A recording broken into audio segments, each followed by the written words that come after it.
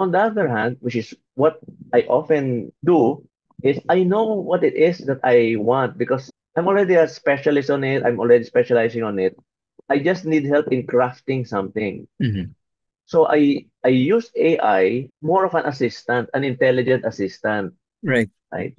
Like if I have an employee and I tell, oh, can you write this, or can you polish this report for me? Mm-mm. Right?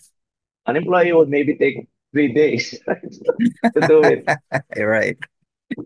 But an But AI would be able to give you in seconds, right? But you need to be alert. You need to read.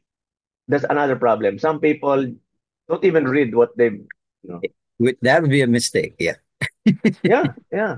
You need to read it. It's like conversing with your assistant. Like your assistant gives you a draft, then you review Mhm. it, and then you say, "Oh, I noticed that you mentioned something here that doesn't seem quite right. Can you rewrite that?" And that's how Mm. you iterate. Especially ChatGPT would even answer like, "Oh, great catch! Oh, thanks for pointing that out."